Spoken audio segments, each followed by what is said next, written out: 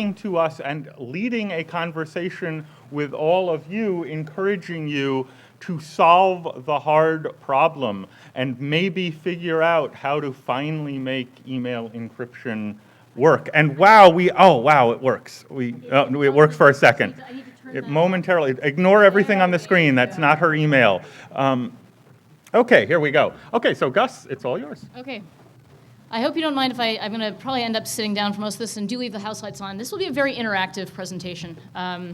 So if you're in the back, come forward a little bit. Everybody come up. Although actually we're quite filled in front. This should be good. So hi, I'm Gus Andrews.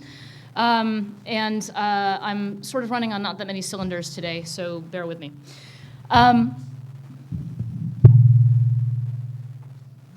We good? Okay, we're good. I promise I won't drop any mics. It'll look like I'm about to drop some mics, but I'm not going to drop some mics. So first I need to note that I'm not speaking on behalf of my job. These are all my personal opinions. Good. So, esteemed geeks, today I'm going to make the argument to you that your belief in science is wrong. And what's more, it may be responsible for why Johnny can't encrypt. Right? I'm going to illustrate my points using this. Anybody know what this? What is this?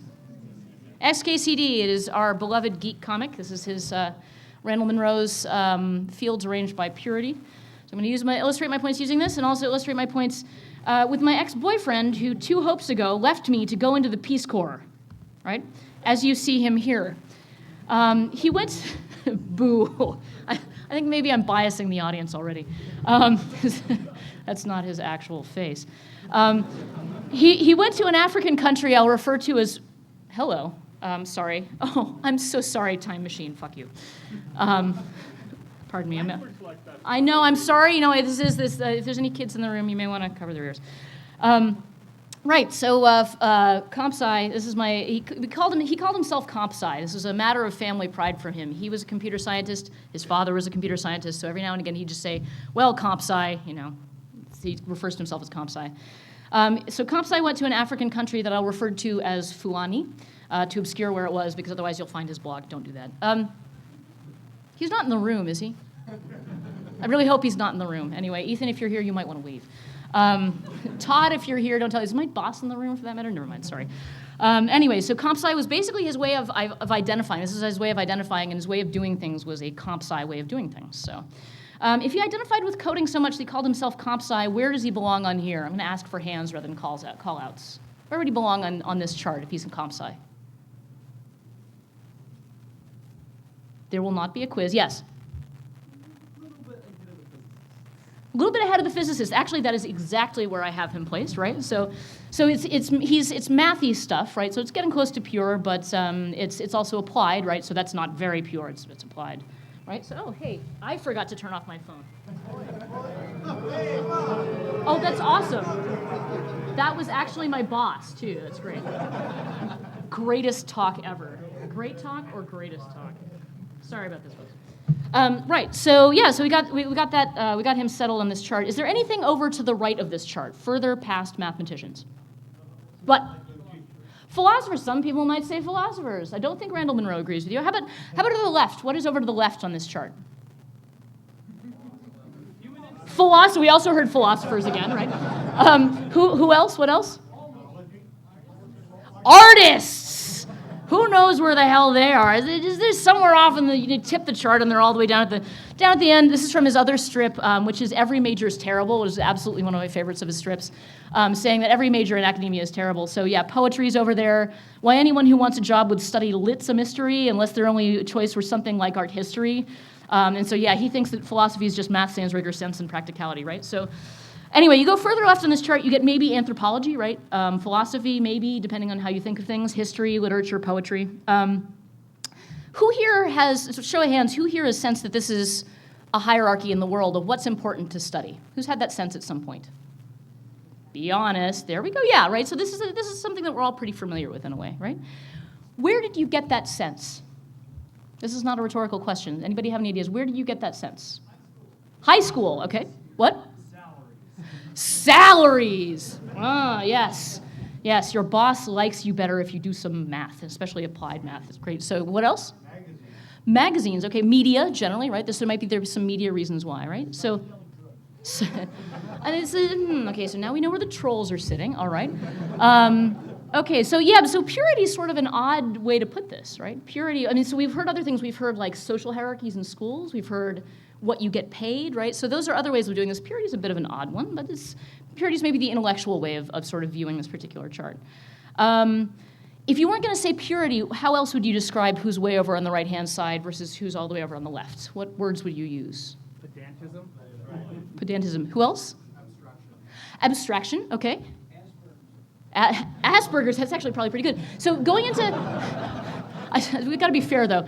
If we're going into abstraction, like what, if people are more abstract, if they're able to handle more abstraction, what would you say about them? They can generalize. You can generalize what else? Right brain, left brain. So we're talking about brains in some way. Maybe we're talking about smarts. Who would say maybe smart? Smarter people over to the right. Ah, yes, okay, now. No, I've seen some heads nodding, and I'm seeing some heads shaking no, so that's good to know, okay. How about what is useful? What is practically implied and useful? So maybe over to the right it's more useful, maybe, I don't know, math, who knows? Yeah, right? How do we know, once again, how do we know what the values are on each of these parts?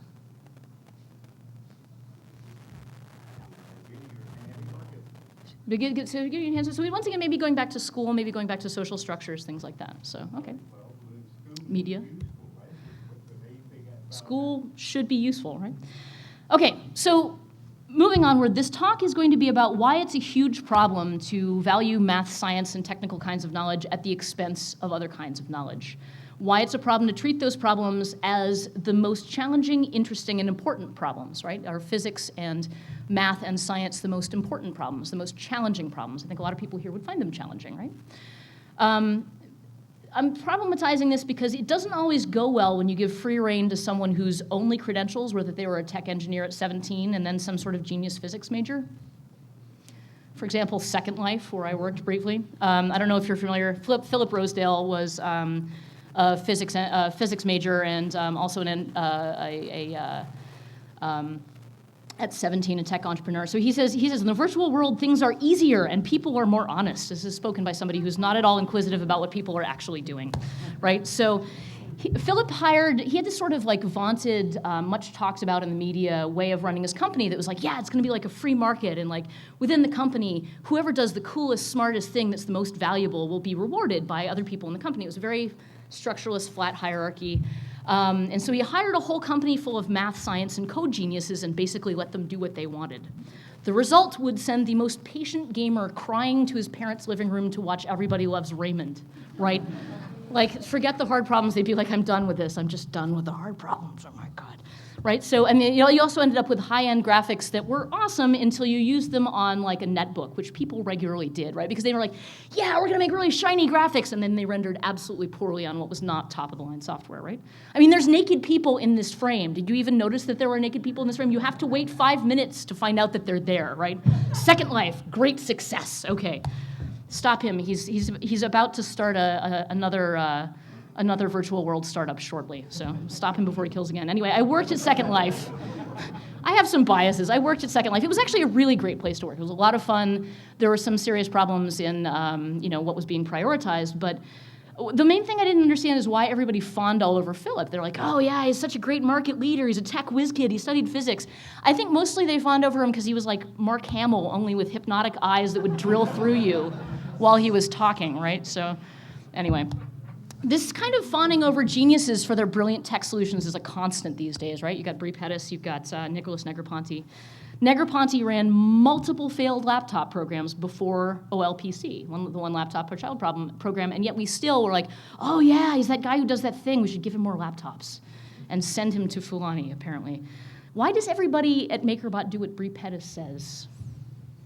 No. He's actually, there's a movie coming out about, and we were going to screen it. We didn't end up getting it to screen, but it's worth checking out the MakerBot movie because that'll give you a background into what's going on in this brilliant tech company.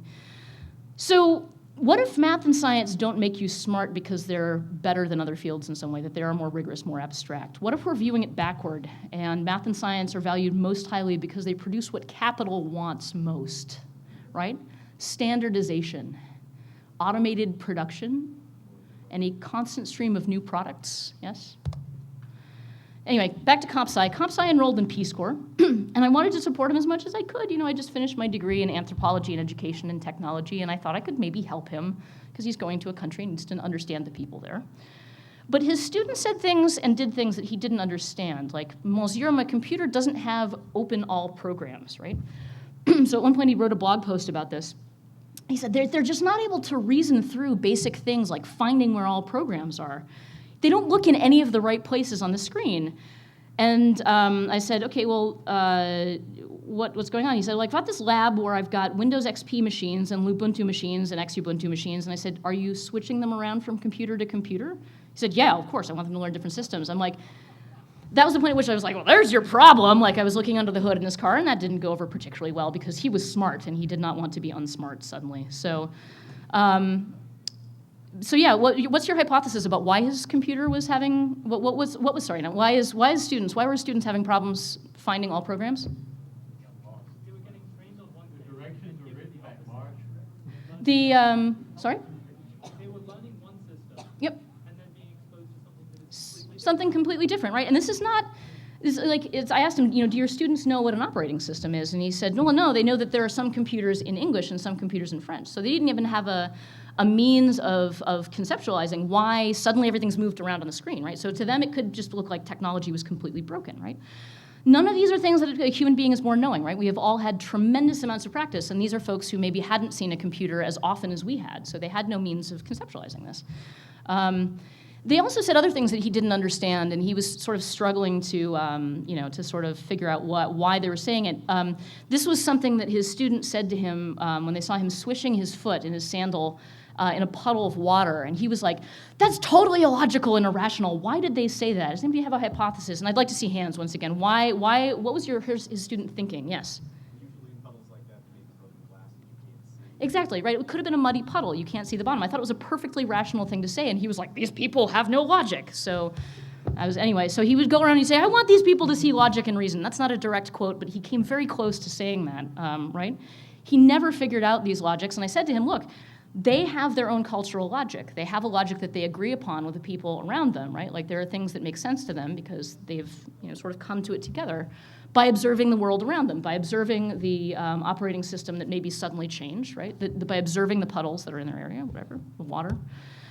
So he says to me, culture is a hand-wavy word you use when you don't understand what's going on.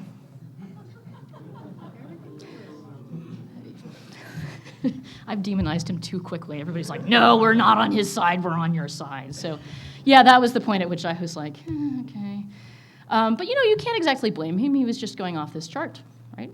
Culture. Where is studies culture on here? To the left. Gestures. Where to the, which fields? What are we talking about? Anthropology, so right, so anthropology we established earlier is a little bit further off. Sociology and psych, right? Okay. So it's not even, really culture itself, anthropology is really more the study of culture. Sociology is the study of social structures mostly. So, what can we say about that way of, we've established, right? So he believes that basically it's less pure, it's less rigorous, right? So, yeah, so here are the problems with what this guy said. First of all, he basically was saying other cultural logics don't matter. Because they're not based on empirical evidence. That was the thing that he'd say, is these people are not rationally reasoning based on what's around them, which I think was bogus. And he said, he was basically also saying other ways of doing research to understand the world don't matter because they're impure. But the real problem with what this asshole said was everything my girlfriend has done for the past 7 years is worthless, even though I don't understand it. So I was like, sayonara. You go stay in Africa for another couple years. Just stay there. He came back eventually. So if you want to know why a group of people are acting a certain way, how do you ask that question? Will you do science to it? How will you scientifically know how humans are behaving, right? Let's go back to the scope of our question and where it fits on here. If math is more pure, why don't we do math to everything? Think on this for a second and then give me some hands, because this is sort of an answer that would take some work. If math is more pure and more rigorous, why don't we do math to absolutely everything? Or should we do math to absolutely everything? Because not all things follow the same pattern can be expressed through mathematics. Humans aren't necessarily always, they will always react the same way to the same sets of things. They won't always react the same way to the same set of stimuli. So we're still thinking of them in sort of a scientific term if we're saying stimuli, right? I would say we don't understand the components of the system. Sorry, if I haven't called on you, please don't. Sorry, go ahead. We don't understand the components of the system, and therefore we can't understand them mathematically yet. We don't understand the components of the system, and therefore we can't understand it mathematically yet. That's well phrased. Thank you. And furthest in the backhand back there. Yes? So we do, but we use applications, and we use these applications in the wrong way. Some of us use them in the right way, some Applications of what? of mathematics, of abstract mathematics. Okay, so we do use mathematics to understand. So like what kind of way are we using mathematics to understand human behavior, would you say? Statistical analysis of different ways organizations exist and countries communicate, war, things like this. Okay, so we're sort of looking at big social institutions and sort of what kinds of, how they operate, stuff like that. I've heard from you quite a bit. Gentleman over there standing up. Any mathematical description is going to leave out, there's a choice about things that you model mathematically. Mm-hmm. When it comes to human relationships, the parts that are most important are the least amenable to the application of mathematics. That's also very well said, right? So there are things that we do math to, right? And we're going to sort of walk through which parts of social behavior, people, we sort of are amenable to math and other parts aren't. And so we'll sort of explore those. I want to make sure that I keep moving here. I mean, another question is, why don't we do biology to everything that humans do? Or should we do biology to everything that humans do? Way in the back, yeah.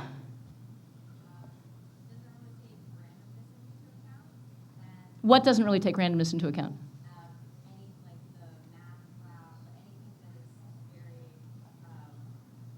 standardized, doesn't take randomness or external environment or any other factors that Math is particularly not good, I think, at understanding external environment, right? Yeah, so external environment, if we were studying a human's external environment, which field would we look at here? Seriously, which fields would you talk about for external environment here? Sociology, other parts of the external environment? Biology, right? Yeah. So I mean, there are multiple factors that should maybe be studied in different ways, right? And the whole point about randomness, I think, is also quite good. Math, chaos theory is good for randomness, right? So that ends up, it's kind of all over the place, actually. Any field here feels like it could have chaos theory ultimately. But one of the things that strikes me is a lot of the time, I mean, you have a massive environment to take into account. So you're sort of trying, when you're doing research, you're always trying to sort of like sort out certain variables. So there will be things that will pop up that appear to be noise. There will appear things that pop up that are more like history, right? Why did this happen? You have to look back in time, and math isn't necessarily good at expressing time. Biology is not necessarily good at expressing time. No, depending on how you want to document and what you want to document. Let's keep moving. I feel like we're bogging down in this, but this is also a very good discussion. Like this is I'm sort of trying to come to epistemologically, which is the study of knowledge. Knowledge-wise, why is it that we come to the reasons that we do? Let's work on a more specific question, right, so that we can sort of apply the reasoning behind things here. Say we wanted to answer the question, why can't Johnny encrypt, by doing research. How could we do a quantitative, a mathematical study about why people are and aren't encrypting? What could we do? How could we do a mathematical study about why people aren't encrypting? You look like you might have an answer. In the blue, right there, where you're just stretching. Take surveys before and after as you do, compile the results, and find out what the most common responses are. Okay, so if we're doing surveys, do you mean like people writing things down for us? Right. Answering questions? So that would actually be qualitative, right? I mean, so to some extent, you're getting a word response. How do we do like sheer pure math to Glenn Greenwald and why he's not doing it? Yes? Count the number of people that have access to encryption program. That's an interesting one, right? So how would we know if they have access? Do they have internet access? Does that also tell us whether they're aware of encryption programs? No, right? So we've already missed something there. So we have to not just look at, is there the possibility that they could get it because they have the internet, but we also have to know, are they aware? And awareness begins to get us back into sociology or history, right? Like those are sort of more about human questions. Back over there by the window, yes? Sorry? How do you know? If you use Skype, your chats are encrypted? Somebody's trolling. Okay, pink hair, yes. Monitor all the internet all the time. Monitor all, yes, we're going to get to that one shortly, yes. Yes. This is one of the things I found out at Second Life. The number of things that are counted about your behavior online are really kind of fascinating and interesting. We'll say a bit more. So I do still like the idea of, like, the idea of access is good, but then we also have the question of awareness. One more back by the cameras there, yeah? If you have a web mail service, you can offer different encryption options to randomly selected sets of people and see which ones get more uptake. Okay, so that's more of an A/B study, right? So if you have an email service of some sort, you basically put the option to say pop up a little pop-up that says, hey, you can encrypt your email to some people and not to others. Maybe you change the color of blue, like the way Google changed, like they tried out 15 colors of blue and to figure out which one worked best. Like that's super quant, right? Like, we're really getting into counts of who has picked things up. Then how do we know why? Multiple choice surveys, right. They're more quantitative than, so you're already giving people an answer, and then you can just simply count the number of responses a particular way. So that begins to sort of simplify the number of variables, especially when you get something written out. Once you've gone through enough research training that you've had to, like, codify people's responses when they have open-ended responses, the more you're like, oh God, I'm never doing this again, right? Because that takes a lot of work. And the other thing that it takes is a lot of going in and you have to define with your other researchers, is this an example of what we're trying to count here? So somebody says, yes, I use Skype, for example. Do we count that as using encryption or not? Because are they actually aware that there's encryption in it? Are they not aware, right? So you then begin among your researchers to define what counts as evidence and what doesn't. So we'll talk a little bit more about having the researcher define that versus having the people you're studying define that in a moment, because that's those are slightly two different things, and they actually end up being in two different fields of social study.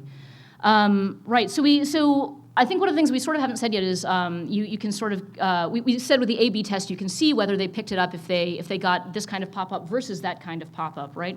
But that still doesn't quite tell us why. All we know is, I mean, it could be correlation, not causation, right? I mean, if it's sheerly between, like, yes, you have a pop-up that says encrypt versus you had no pop-up, that doesn't necessarily, I mean, that tells you that, yes, if you have a pop-up, they'll find it, but if you have two similar pop-ups, you begin to sort of not have the answer of why. Like, why is this happening? I'm seeing way in the back a hand, yes?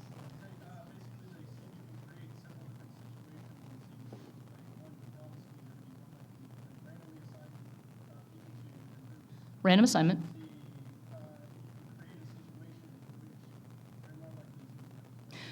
Right. So yeah. So you can begin to control a lot of variables. That's one of the sort of nice things about the net is that you can sort of do that. I'll sort of. This is the problem is I have sort of multiple tracks I could go on this particular line of thought. But we'll get to more talking about A/B testing in a second. So the point is generally that, like, once again, especially if you're sort of controlling the environment, you're still not totally sure why people are choosing one thing or why they're not. You really have to begin to sort of talk to them about that. We could, for example, let's see, if we were going to try to find out why, what could we do to find out why? What other things could we do? Yes, right there.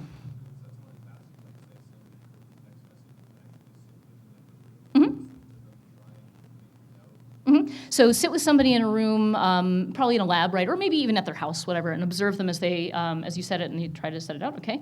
How do we know then if they are going to encrypt again, right? Like, so there are certain things you can know within a lab. You can certainly know whether your interface is working, but it's really hard to predict behavior going forward because the lab is sort of an unusual situation. Way back in the back again, yes?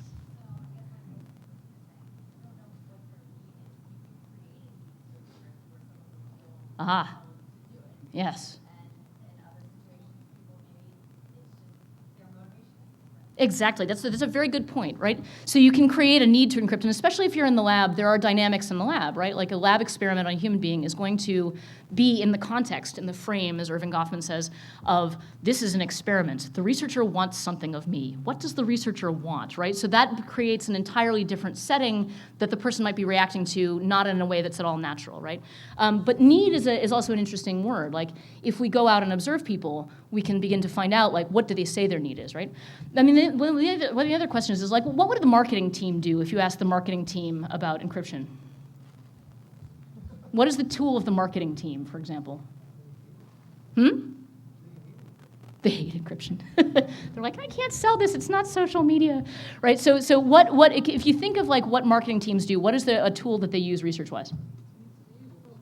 Focus groups. Yes, focus groups. Exactly. What is the problem with getting a lot of people in the room in a focus group and saying, so what do you think about encryption? What's wrong with that? Yes. Most people who are using crypto have no idea they're using it.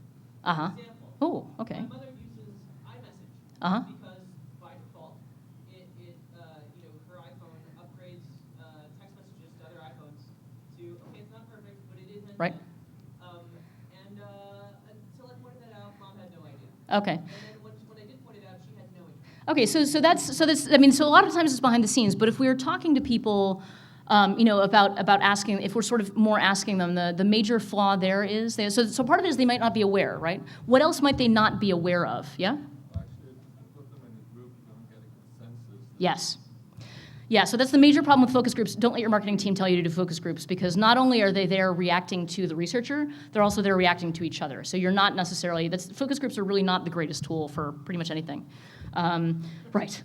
So, yeah, because self-report data is also unreliable. Like when people tell you, I am going to do this or I did do this, frequently they're not. I mean, so a lot of the times people misestimate what they do most often, particularly if you ask them how often do you do something, that's not something they do all that commonly. So just sort of going on with more ways of thinking about things. This is something you can observe about my secure tool use. This is my contact list in Jitsi, which is a tool that supports encrypted voice calls.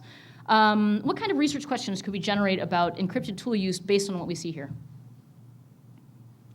Phrase me a question. I'm asking you guys to do an awful lot of work today. Yes?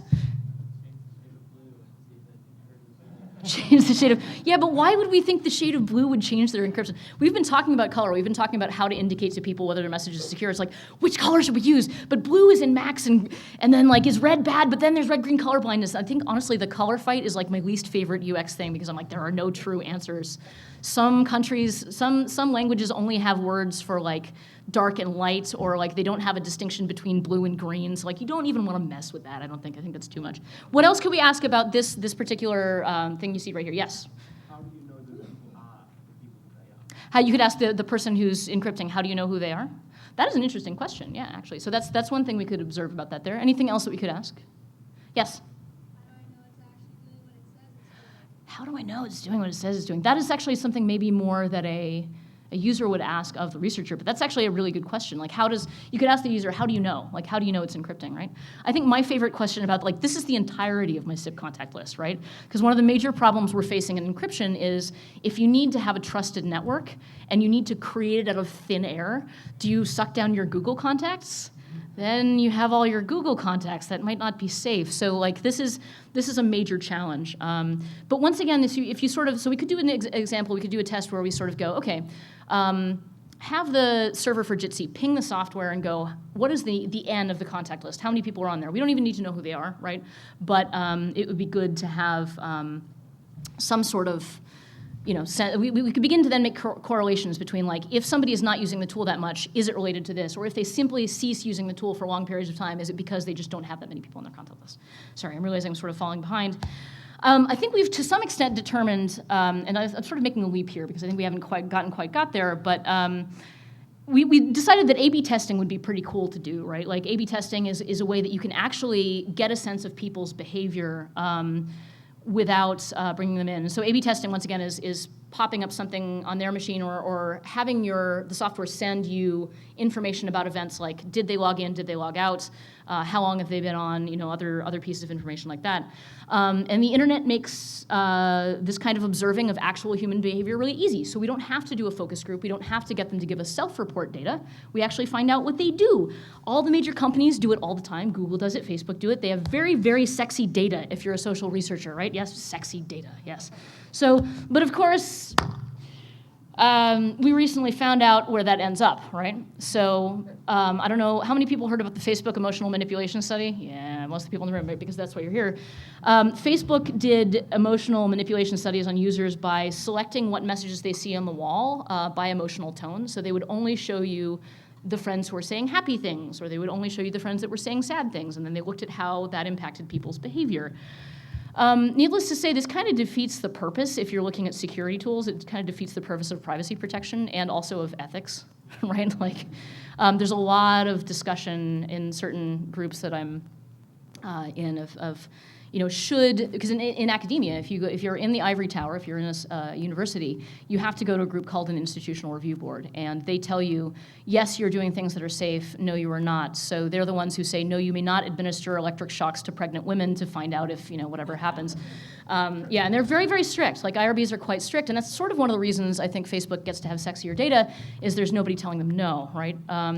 But for us, for those of us who are in a community that cares a lot about protection of privacy, security, anonymity, these things are sort of difficult, and we're a little bit back to square one about how to do that research. That is kind of a whole other talk. I think it'll be discussed in usability talks tomorrow. And we also have a usability meetup tomorrow that I want to make a plug for. Come and join us. We're going to talk about usability in secure tools. Yeah, so we have a lot of reckoning to do about A/B tests. Ooh, hey, I have a double with that slide. I don't know how that happened. Ha, ha, ha. Right. Okay, we've talked over all that part already. I moved my slides around. My apologies. Anyway, by the way, anytime you see a study reported in the news about user behavior, about human behavior, you should be asking these questions about the research. You should be asking, how did they do this? How did they ask the question? How did they get their data? Do I believe it's valid? Right? Do I believe that this was a valid way to get the right answer about this kind of thing? What I'm trying to get at here is that simply doing, as you probably know by now, I'm trying to get at the point that quantitative mathematical science is simply not the right tool for the job, right? It's not the right tool for asking questions about why human beings do things. It's a great tool, but it doesn't usually tell you what people's logic and reasoning is themselves. And this is where I mean your belief in science is wrong. If you find yourself believing that doing a more scientific study is better, if a more statistical study is better than an anecdotal study or an observational study, you're doing science wrong, right? Because just doing math to it doesn't make it a better science, right? Science doesn't ask that you believe in it. Science asks that you interrogate, right? That is the idea, right? So you want to make sure that you are asking questions the right way and then asking questions of a report that you see. And I've got a very famous physicist backing me up on this one. So has anybody read Richard Feynman's Cargill Cult Science paper essay that he did? It was a convocation to Caltech students. He called out things that pretend to be science but aren't, and he actually cites my field educational research as an example, and I said, ow, my very expensive degree. Right, so, but I agree with Feynman, I really do. There's a lot of bad educational research out there, and a lot of really terrible research about people and cultures. One of my least favorites is the neurocognition studies on ethics. We can tell you where ethical part of brain is. It's like caveman questions, I think, a lot of the time. I think frequently the more a social research study pretends to be hard science, the worse it is. And I think that was basically what Feynman was calling out, right? If you're doing it the wrong way, then yes, it's bad science. Because they're not the right methods for this thing. So I like to argue that actually being in the field and observing people is more empirical, right? You're actually observing a thing that happens when you're studying culture than bringing people into a lab, right? In full disclosure, my opinion is that for many questions, the logic of anthropology is generally more rigorous than sociology or psychology. Anthropology, this is Franz Boas, terrible visual pun, the founder of anthropology, as we know it. Anthropology holds that the observation of multiple minds in communication, behavior, conversing with multiple minds, and participation in people's daily life is the strongest means of understanding people's rationale for what they do. Laboratory tests purport to eliminate variables from social interaction. But think about it, that's actually kind of counterproductive, right? You don't necessarily want to eliminate variables, you want to know what is actually happening, right? You're looking for social variables, and when you have a lab study, once again, you introduce the variable of, like, the researcher wants me to do this, right? So, and participation is a big part of it too. A lot of the time, what you're doing as an anthropologist is going out and observing, but also doing what people do. You're being a daughter in an Eskimo community and finding out what is right and wrong to do as a daughter. So you begin to learn as a person reacting to the people around you what is correct and what is incorrect. If your question is why are people asking like this, you need to observe what people also tell each other, right? So about what is correct and not correct. You need to participate in and break how they're acting with each other, and you need to ask people why they're behaving like this. You need to know the reasoning that people are following when they behave a certain way and when they're reinforcing each other's choices. And remember, we didn't quite get to that part. So anthropology and sociology are the studies of people interacting with each other. Psychology tends to be the study of one head, like what is going on in a single person's head, which may be why I think earlier I had a little box from Randall Monroe saying social psych is worse than either soc or psychology, because I've always sort of felt like which method are you using, which question are you actually asking if you're thinking at the exact same time about one head and multiple heads. So anyway, that's a thing to work on. The idea of doing something wrong is actually a method of a sociology and anthropology subfield called Ethno Methodology, which is a very long name for a field. The founder also has the very long name of Harold Garfinkel, and his writing is among the most tortuous and hard to read, so I'll sum it up for you. It's really like unreadable. But his basic idea is if you break a social convention, that is the best way to learn what the social convention is, because if you say you go into a bank and you cut in line, everybody will correct you and say, hey, no, the line is over there. The end of the line is over there, right? So actually getting in and disrupting what's going on. And actually this gets done in user tests as well in computer science. If you suddenly make a window behave in a way that people don't expect, you begin to learn a little bit more about what they did expect, right? So that sort of tells you those things. So anthropology and ethnomethodology, these observational fields, are empirical, right? They are generalizing about things that happen reliably. They happen over and over again. You don't just as an anthropologist say, oh, I saw this person do this once, right? You say multiple times this happened. I asked somebody about it and they said, yes, that's how it works. And then I interrupted that process and somebody else interrupted that process and they were corrected. They told them the right way. These are not fields that just employ statistics or laboratory regulation to achieve validity, right?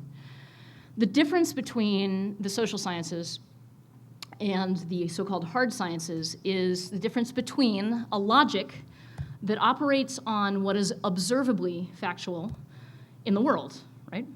Anthropology, that was the logic in the hard sciences. This is where I'm beginning to melt down a little bit.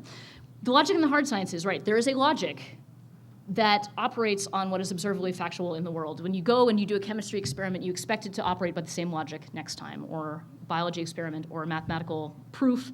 They all do the same things the same way.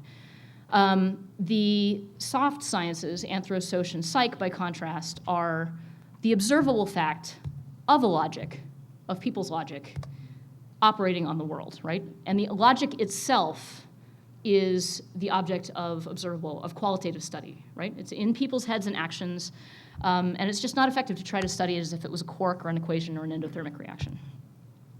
The people comp sci encountered in Fulani do repeatedly apply logic, both in deciding where not to step and in deciding what to do when the computer isn't reacting the way they expect. And asking the teacher was not a bad strategy there. He just didn't like that strategy. I was like, why is that not okay with you? They're your students. And Greenwald was applying the logic of a busy journalist. He didn't know how big Snowden's story was, and encryption seemed like it was going to take a long time, so he just decided not to take that time, right? It was a relatively logical thing to do. It's not your logic, right, because you know more about encryption and what it does. It's not a scientific logic, but you'd better believe that computer users who don't share your culture are going to apply it again and again, probably the same way every time. And as such, it becomes a fact that you must reckon with as a software developer and as a scientist. Unfortunately, I see coders in the open source and security tool communities acting as if they are unaware that their so-called logical assumptions, their desire to do math and science to everything, carries their own cultural logic with it. It's not pure, it's not neutral. And software carries values with it too. You may want to think that Linux is objectively the right way to run a computer, and Richard Stallman certainly does. Actually, no, not Linux, sorry, GNU. He called me out on that one already. We'll get to that in a moment. You may think that encryption rationally improves computer use, but neither of these beliefs are true in the abstract, right? There is no abstract in social behavior generally. Being unaware of your own values and habits hurts the spread of the good work that we all want to do. Sorry, yes? Aren't morals like abstract? We can get to that. I would say morals are more concrete in the world, but that is a question for after. I'm sorry, I'm now in the I need to finish this and then we can get to discussion afterwards part of the talk. So, Eben Moglen, the writer of the GNU Public License, gave an incredibly appealing talk at the previous Hope, in which he used vampires as a metaphor for Apple products and Steve Jobs. It was great. You should look it up. It was really just one of the most beautiful speeches I've ever heard. He said their goal is to seduce through their incredible beauty and then to make us dependent, to make us just like them, to sap our precious bodily fluids, right? I thought Moglen's ideas were beautifully phrased, and I agreed with him for most of it. But then I started working more closely with the open source community, and I was struggling daily to get a Linux computer to work without being completely dependent on somebody else to get anything done. And then I heard a lot of people in that community, in the open source community, repeating Moglen's themes. When I asked for a Mac, I was dismissed for wanting something shiny or something pretty. It was basically the same words that Moglen used. He also said jewelry. So then I began to think maybe what I was hearing was Macs are for girls and Linux is not. And because these computers don't work for you, you don't belong here. But then I thought about it a little bit more. I don't think it's just gender. I don't think that is actually what I was hearing. I think the open source dogma that downplays the value of aesthetics is more like a fundamentalist religion. Moglen wants you to be Amish.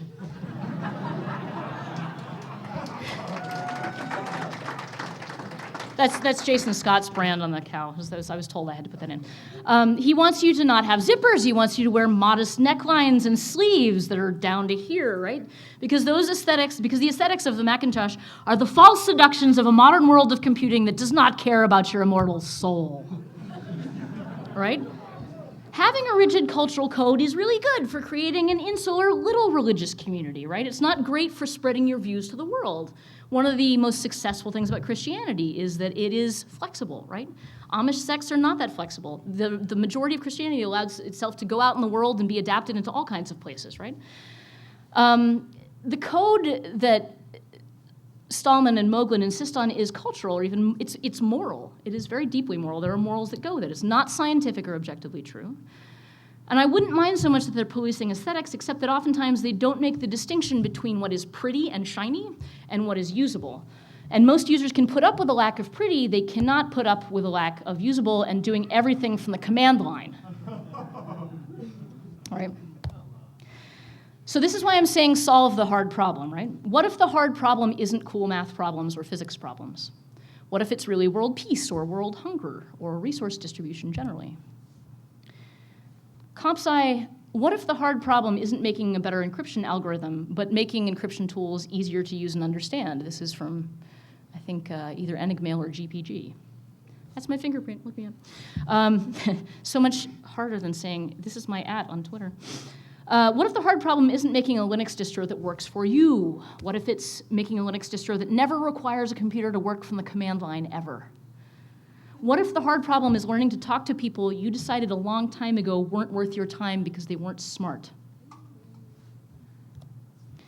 Okay, shut up, you're saying. I'm maybe not so good with the people part sometimes, right? What do I do? Okay, I've got some suggestions. There we go. First of all, are you deciding whether you should devote your time to a new software project? First of all, don't make your own new security tool. It will not go as well as you think, right? Go to an existing project. There are so many crypto tools out there that really need your help. Mailvelope is one of my favorites. It's this part of the ecosystem where it works with browser-based email and will encrypt that. It's just easier for a lot of people to use. And so in a harm reduction model, saying we're improving things slightly, Mailvelope is a good thing to use. Go help Mailvelope. Enigmail, KeePass, and Jitsi could also use a bit of developer love. Contribute code that specifically makes things easier for non-technical people to use. Right?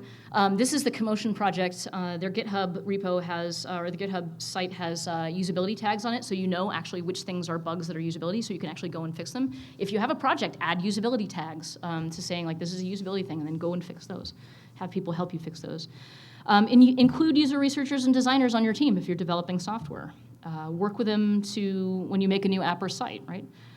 Maybe even listen to your marketing team sometimes, but just don't let them tell you to use focus groups, because focus groups are bogus, right? You can, now that you've been through this talk, you can be like, let's talk about good methods for finding things about people, right? So you can sort of work together on that. Learn more about qualitative methods and which ones are good for which questions.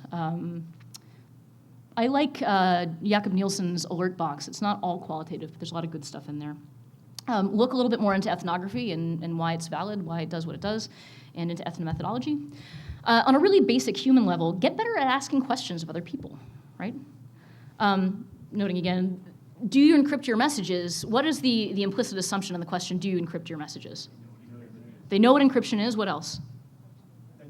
That you should, right? It's right, that's a big one right there. So that's kind of a closed-ended question. This is one of the questions like, how long have you been beating your wife, right? Like it's a very leading question. Ask instead something like, what do you do to keep your communications safe and private? People already have practices that they're using. And if you can build on those and support those more and then go that extra mile and give them a little bit more support to do better crypto, that's good. Yeah, so asking non-leading open-ended questions is a good way to get people to tell you more about themselves generally, also just socially. Get to know a particular community of users, like Muslims in the US or LGBT activists in Russia, as seen here, and help ensure that their needs are heard in software development. LGBT communities have really, really interesting needs in terms of privacy and security. There's a real need to speak out, right? And I'm hearing from people who work with LGBT activists in Russia that they're like, they don't want to hide. They don't want to encrypt things. They don't want to get away, but at the same time, they do need to manage their physical safety. People need to not know where they are at particular points in time. So their speech needs to get out, and then they need to protect their physical person, which is different than, for example, people under full surveillance in China. It's a very different kind of a model, right? Generally, talk to people who aren't like you and ask them what they need software to do. Thank you, and now we have 5 minutes for questions, I think so. Good timing, all right. Amazingly, I don't feel sick anymore. Yes, standing up with the baby. I'm wondering if it's worth. Oh, and I'm actually sorry. People are supposed to go to their microphones, or no? No. Okay, just go ahead. There's a microphone over there. But go ahead for now. I'm wondering if it's worth taking your single axis and dividing it into two axes, one of which is the subject you're studying, and the other is the methodology of study. Totes. You're an epistemology geek, I can tell. You what? Oh, yes, sorry. Is it worth splitting the chart into, it's actually not mine, it's Randall Monroe's, into two axes, one about the methodology and one about the subject? I think that's a really good idea, particularly given that like more and more of what we do in life is multidisciplinary. And methods really do travel. Like anthropologists will do they'll do surveys. They'll do like quantitative counts of the community, and then sociologists will also do ethnography to observe things. So, yeah, I think just sort of identifying methods and then taking them across from place to place is a really good idea. So, yes, hand next to him there. The guy in the hat. My job is solving a really hard problem. I need to make all of the technology on Earth accessible to people with disabilities, which is about 3% of the technology is currently so. And it is, this is probably more of a comment than a question, but it is exactly the issue you're displaying here, because the technology is super easy. I can teach 10-year-olds with no computer background to do this.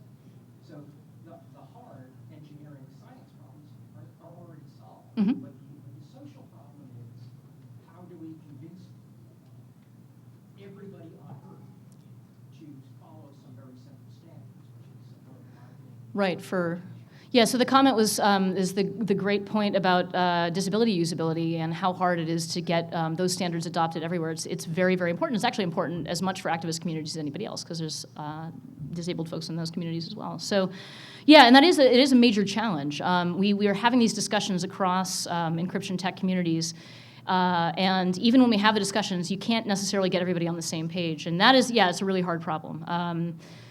One of my major suggestions for anybody learning about social change is read Everett Rogers' Diffusion of Innovations, which is a massive compendium of all of the social change research that's ever been done. It's basically the book that Malcolm Gladwell stole from in order to write The Tipping Point. And so it's useful in thinking about how change happens, how people adopt things, who adopts first, what kind of messages need to happen. So that's a big recommendation for me. Yes? What are some projects that either have good outcomes or have good processes in terms of current software projects that are delivering on some of these things? What current software projects have good usability specifically? Like which? Or have a good process even. Have a good process for these things. I think the teams that I'm thinking of that do really well, Commotion actually is doing a really good job with their documentation. They're on wireless mesh networking software. The Whisper Systems team is doing a lot of work. Like when I said to them, what's your usability plan? They said, we're going to a local community center. I'm like, good job, because you're finding people who are really not like you. And they're in the Bay Area, so that's really particularly hard because it's just gentrifying so much. You can't find people who are not of the same educational background of you, maybe of a different culture than you and things like that. So their project is good, and I know I'm forgetting, Guardian Project has a large team that's doing a lot of integrating usability work from the beginning. And the other one I'm thinking of, CryptoCat. CryptoCat's Nadeem here. Go CryptoCat. CryptoCat's known for being pretty sleek and usable. So, yep. Yes? Wouldn't the usability problem be solved if there's market demand for? If there what? If there's market demand for these applications for these tools? Yes. Wouldn't the usability problem be solved if there was market demand for these tools? Yes, it would. And as a matter of fact, I think we're kind of seeing that in that didn't Google recently made some adjustment that made crypto easier for, I forget what it was, email or something like that. It's like and so yeah, I mean like I'm speaking not from my job at all, speaking entirely personally, I think the best thing we could do would be protocols, right? Like get all of this into the protocol level, and so people never, ever, ever, ever, ever have to listen to it or deal with it. But once again, that is a social problem and that's the same problem of that we have with disability usability, is getting everybody on the same page for the protocols. And there will be corporate interests that will have particular takes on how it should go, and there will be, other smaller groups. It's hard to get adoption there, but that is certainly, if you feel like there's something you should do and you're feeling about doing a software project, get involved maybe in helping people adopt new standards, because I think that might be a way to go too. So I'm told I'm at time. Thank you all very much. I can't believe there's this many people here on a Friday morning. Bless you all. Holy crap. Thanks for sticking around, guys.